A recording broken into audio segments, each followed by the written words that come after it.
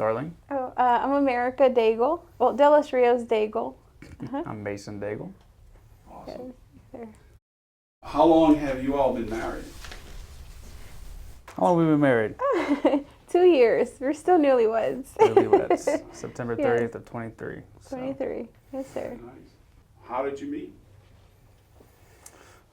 Officially, unofficially, we met at, I was doing a holy hour before work one day. It was like a Tuesday or Thursday morning, and at St. Pius in Lafayette, in their Adoration Chapel. And I was kneeling down to leave to get to work, and this person walked in. And I was like, oh wow, she kind of looks familiar. She kind of whatever. I wasn't thinking anything of it. And then she kind of stopped and did like this, kind of peeked over at me. And I was like, oh, hey. And we hadn't seen each other in a long time. We had briefly had met each other doing some ministry stuff about a year before that. And so she followed me out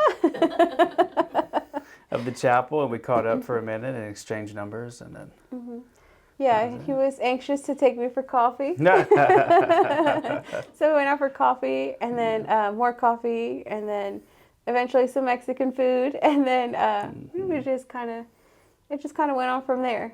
Yeah, we dated a year, and then we were engaged from February to September. Yep. And then we got married September 30th. So what has helped you stay united when marriage feels difficult? For sure, prayer. For sure, that number one thing. Trying to not react so suddenly or overreact if something like hurts or if I didn't understand. So just definitely, mostly Our Lady. Just kind of going to Our Lady and saying, hey, help me do this the right way, to kind of not tear him down, but how can this be edifying for both of us? And then once I've taken that time, then approach and, and say, hey, this is difficult. I feel this way. What do we do? But that's my go-to for sure is prayer, specifically to Our Lady. Yeah, I would say same. Prayer. Taking a breather, going for a walk. I like to walk the dog and stuff like that. So I think the biggest thing as like a man is you want to, your default thing is anger when you don't know how to express yourself. And so just to retrain myself to say, like, there's nothing to be angry about. This is my bride. This is God's gift to me, and you wouldn't be angry at a gift from God. So I think just taking that breather, taking that step, going around the block, and then in that time when you're level-headed, you can pray and then ask God to give you the grace to have an honest conversation. Sometimes they're hard, and sometimes it doesn't get fixed right away, but when you put God in the middle of it, it's got a catalyst to become something beautiful. So yeah, and I think just that mutual trust too. That I trust that if I like break a window and I come tell Mason, he might get mad initially, but I trust that he loves me so much that it's not going to be, the anger is not going to prevail in that, And so I just trust that he loves me despite anything, even like an illness or anything. It's just just that mutual trust and knowing that we got each other's back, and then God's got both of our backs, so it's good. That's awesome. Like, God, give me patience, but hurry up. Yeah. Hurry up and give me some patience. Yeah. How do you choose to love each other every day? I'll go first. I think as Catholics we hear of like these heroic saints that did these amazing things and got martyred and beheaded and preached the gospel with their heads cut off and all these crazy awesome stories. But I think we want to be heroes, but the heroes really come with the small things. And so if I can leave work early, I'll try to leave work early. And it's not to go to the gym or go to the cigar lounge or something like that. It's to go home and be present at home. And I think even though I don't have to do a whole lot, because she's a great housekeeper, she's a great wife in that way, just unloading the dishwasher with a smile, can I do anything for you? Just kind of trying to put the other person first before myself, even after a 12-hour workday. And that has been a great peace of mind in my life that I'm trying to do it the best I can. So Yeah, I think so too. I think we all want to gravitate towards the martyrdom, but we run away from death by cotton balls, you know. the little ones. So yeah, the little death. So it's just kind of just choosing, just the way, you know. Sometimes I think just ladies in general have a natural grasp at things a lot quicker than men and certain things, you know.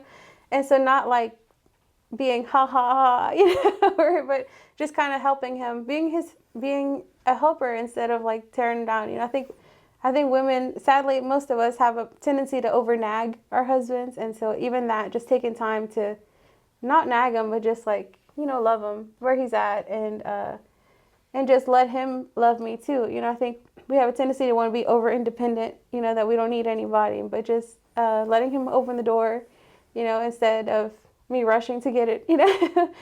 Little things like that. Or, you know, even the cliche ways too, letting him have the last piece of pie, or letting him use the favorite mug, you know, just little ways like that. Yeah.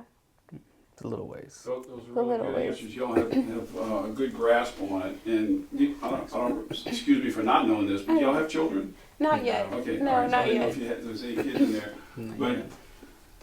the young people need to see what y'all just said. 'Cause that's really good. You know, you're young in your marriage, but you got it. You know, if you keep that going. God Praise help God. us. Yeah, Yeah. God help Yeah, us. praise God. Thanks. So, why is patience important when waiting for the right person? I was actually telling Mason this morning, that question really resonated a lot with me. Like when I read it, I almost got teary-eyed, because I think that for so long I was just searching and I don't know what I was searching for. So I was just kind of like going with the flow, and then like I was just unhappy until I finally said, okay, Lord, like I'm done searching because I'm searching the wrong way. You know, just kind of just you lead me. And so it was a long time. So just kind of growing in my faith with God, trying to faithfully see what He was asking, and then in the process learning myself, and so knowing like my likes, my dislikes, what makes me angry, what doesn't make me angry, because I think we neglect learning that about ourselves because we want to be like humble, you know. But no, we need to have a knowledge of ourselves before we can give ourselves to somebody else. And so I think that that's why patience is super, super important. First, trusting God that He knows what's good for us, you know, and just to know that we gotta have a certain level of not self-knowledge to give ourselves to our spouse, and to be able to receive our spouse too. So because sometimes we make our spouses into God, and they're not. They're not perfect. You know, the only one that's perfect is God. But to just acknowledge that we're both human, and that they're not out to get us, you know, and stop being so defensive. So I think that, yeah, that self-knowledge, that patience in that process is really what's going to give you those tools in the marriage. So, Amen. yeah. Can you So, repeat? so tell us what you really think. Oh, That was very good. I don't know, That was thank you. good. That was great. Yeah. Say more stuff. That was very good. Yeah, thank well you. put. Thank you. It's hard. It's a hard Well lesson put. for sure. Yeah. Can you repeat the question? Just so we get a better grasp. So, why is patience important when waiting for the right person? Waiting for the right person. Yeah.